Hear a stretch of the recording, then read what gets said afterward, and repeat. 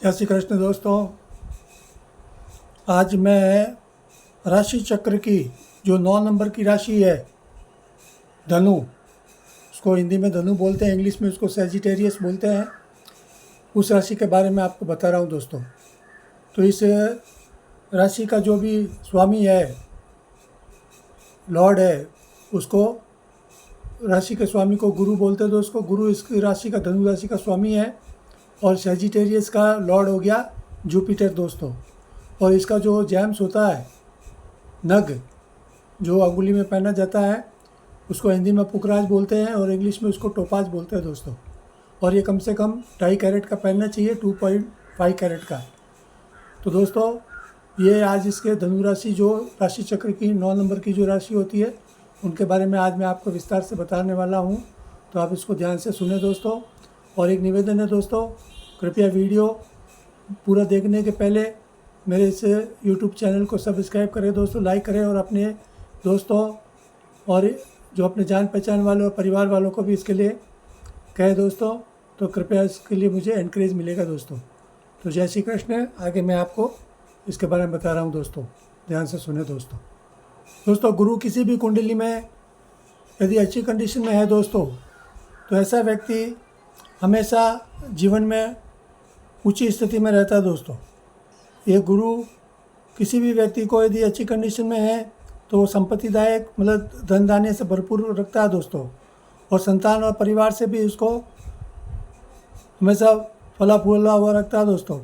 इसके अलावा ये विद्या के क्षेत्र में यदि गुरु अच्छी कंडीशन में स्वग्रही है या लग्नेश है या खुद की राशि का स्वामी है या फिर भाग्य भाव में यदि हो, तो ऐसे व्यक्ति विद्या में, व्याकरण में, जो ग्रामर बोलते हैं दोस्तों, मतलब ये भाषा विज्ञानी होते हैं दोस्तों।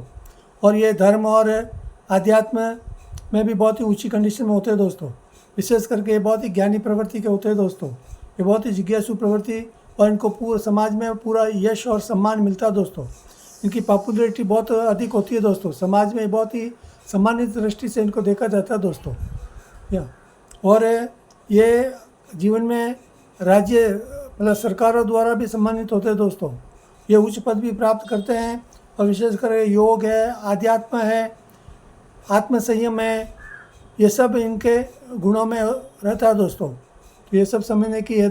इसके अलावा दोस्तों, यदि व्यवसाय में, कार्य क्षेत्र में और भी ये जो स्वर्ण आभूषणों का जो बिजनेस होता है दोस्तों, विशेष करके गोल्ड का, उसमें भी ये अच्छी सफलता देते हैं दोस्तों। सरकारी उच्च पद प्राप्त होते हैं दोस्तों। और जो पांडित्य के जो भी काम होते हैं दोस्तों, जो पांडित्यगिरी के, उनमें भी ये बहुत ही अच्छा, जैसे कथावाचक जो होते हैं, अच्छे अच्छे बड़े बड़े कथावाचक जो होते हैं, उनमें भी ये गुरु बहुत ही उच्च और प्रभावी होता है दोस्तों। अध्यापन, जैसे कॉलेजों में प्रोफेसर है, अध्यापक है, व्याख्याता है, और जैसे वकालत है, उच्च कोटि के जो सुप्रीम कोर्ट, हाई कोर्ट के जो जज होते हैं दोस्तों, वो, और वकालत, नामी गिरामी जो वकील होते हैं दोस्तों, उनमें भी ये गुरु का बहुत प्रभाव होता है दोस्तों। और तो ये सरकारी क्षेत्रों में नीति निरंतर दोस्तों, जैसे उच्च पदाधिकारी जो होते हैं, जो नीतियाँ निर्माण करने में सरकारों में जो अधिकारी होते हैं, ऐसे लोगों में भी गुरु हमेशा उच्च स्थिति में रहता है दोस्तों। तो ये गुरु के अच्छे प्रभाव है दोस्तों। इसके विपरीत यदि गुरु अच्छी कंडीशन में नहीं है दोस्तों, तो ऐसे ग्रहों को, जैसे छठे भाव में यदि ये है, तो ये गुरु मतलब कि इनको किसी न किसी रोग से ग्रस्त बनाता है दोस्तों। और ऐसे व्यक्ति कृशकाय होते हैं दोस्तों, दुबले पतले होते हैं, और इनमें विशेष करके शुक्राणु रोग होता है दोस्तों। शुक्राणुओं की इनके कमी होती है दोस्तों, जिससे क्या होता है कि संतान उत्पत्ति में इनको तकलीफ आती है दोस्तों। और इसके अलावा 8वें भाव में यदि होगा दोस्तों, तो ये गुप्त रोग से ग्रसित होते हैं दोस्तों। इनमें गुर्दे की और किडनी की जो तकलीफ होती है दोस्तों, वो होती है। मधुमेह, जो शुगर की बीमारी होती है दोस्तों, वो भी हो सकती है। बीपी है दोस्तों, जो हाइपरटेंशन है, उच्च रक्तचाप है, ऐसी जो भी बीमारियां होती है वो 8वें भाव में होने से होती है दोस्तों। और बीमारियों में इनका धन अधिक व्यय होता है दोस्तों, क्योंकि इसकी दृष्टि फिर दूसरे जो धन भाव होता है, दूसरा कुंडली का सेकंड हाउस, उस पर होने से वो बीमारियों में इनका धन ज़रूर से ज़्यादा खर्च होता है दोस्तों। इसके अलावा यदि 12वें घर में यदि गुरु है, तो ऐसा व्यक्ति आलसी, दुष्ट स्वभाव का होता है दोस्तों। और ये ढोंगी प्रवृत्ति का होता है दोस्तों। बाहर से तो दिखने में मतलब कि बहुत ही भोले भाले दिखते हैं दोस्तों, लेकिन अंदर ही अंदर बहुत ही घाक किस्म के लोग होते हैं दोस्तों। तो ये चीज़ समझने की होती है दोस्तों। इसके अलावा ये मितभाषी होते हैं दोस्तों, ये पक्के मतलब झूठ बोलने में माहिर होते हैं दोस्तों। इनका झूठ मतलब ये इस तरह झूठ बोलते हैं कि इनकी झूठ को भी लोग सच मान लेते हैं दोस्तों। और इसके अलावा ये फरेबी भी होते हैं दोस्तों, मतलब फरेबी और धोखेबाज होते हैं दोस्तों। ऐसे इसलिए मतलब कि ये इतने माहिर होते हैं दोस्तों धोखे और फरेब में कि लोग हमेशा जल्दी इनकी लचेदार बातों में ये आकर इनके जाल में फंस जाते हैं दोस्तों। तो ये सब चीज़ें यदि 6, 8, 12वें स्थान में यदि गुरु है तो ये अशुभ प्रभाव होता है दोस्तों। इसके अलावा दोस्तों यदि इसकी विषोत्तरी दशा 16 वर्ष की होती है दोस्तों, तो 16 वर्ष में यदि गुरु किसी की कुंडली में अच्छा है दोस्तों, तो 16 वर्ष में वो व्यक्ति बहुत ही मतलब हर प्रकार की उच्च पद या व्यवसाय में हो या किसी भी क्षेत्र में हो, वो उसमें अच्छी सफलता मतलब कि उसको सीढ़ी दर सीढ़ी ऊपर उठाता है दोस्तों।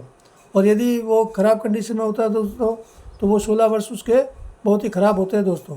विशेष करके एक बात और मैं आपको बोल देता हूँ दोस्तों कि ये जो इसकी जो अंगूठी होती है दोस्तों, वो सोने में पहननी चाहिए, टोपाज या पुखराज की अंगूठी को। और ये जो पहली उंगली होती है, जो अंगूठे के पास वाली उंगली दोस्तों, ये अंगूठी के पास वाली जो पहली उंगली होती है जिसे हम दातुन वगैरह करते हैं, उस उंगली में उसको पहनना चाहिए दोस्तों। और इसके अलावा दोस्तों महिलाओं के लिए भी दोस्तों, महिलाओं के लिए क्या होता है कि प्रतिकारक होता है दोस्तों गुरु।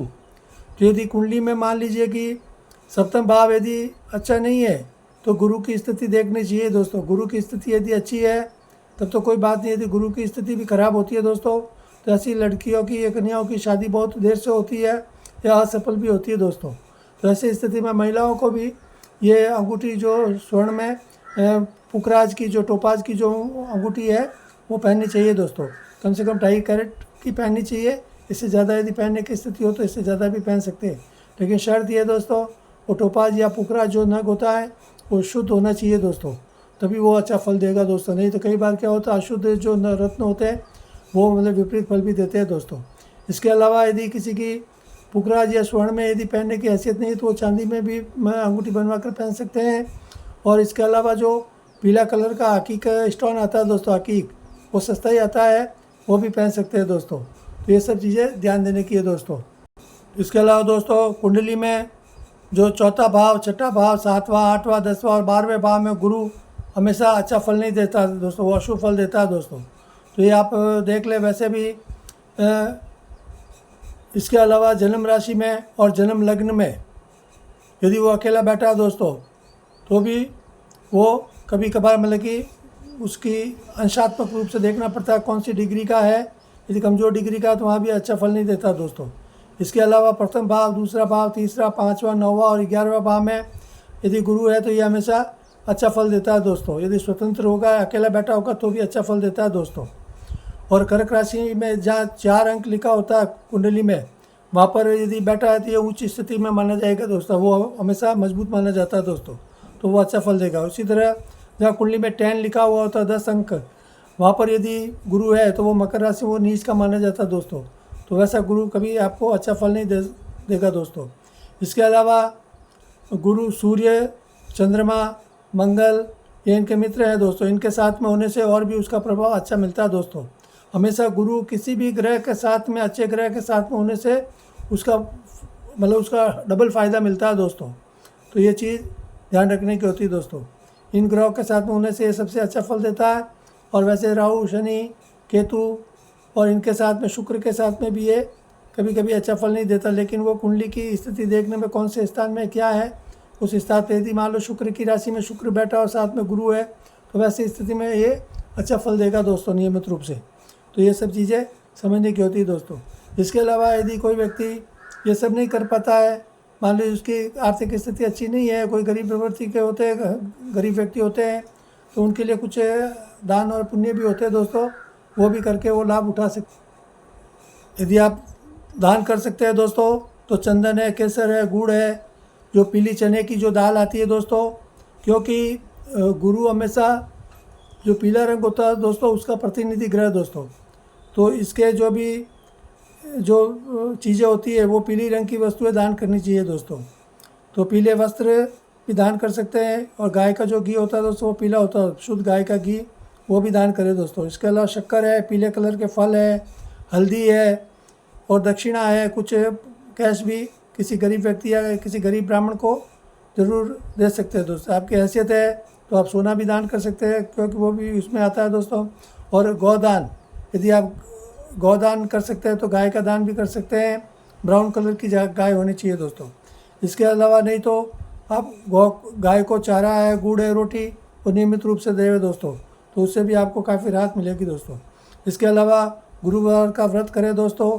यदि आप कृष्ण के भक्त हैं तो कृष्ण की भक्ति कर सकते हैं, विष्णु भगवान की भी कर सकते हैं दोस्तों, या लक्ष्मी नारायण की पूजा करेंगे दोस्तों, तो भी आपको उत्तरोत्तर आपके जीवन में निरंतर सफलता मिलेगी दोस्तों।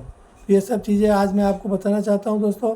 और विशेष करके स्त्रियों के लिए गुरुवार को व्रत करें और पीली आटे में थोड़ा हल्दी डाल दें दोस्तों, और पीली कलर की रोटियां बनाकर खाएं, और पीले वस्त्र पहने और चना दाल खाएं दोस्तों।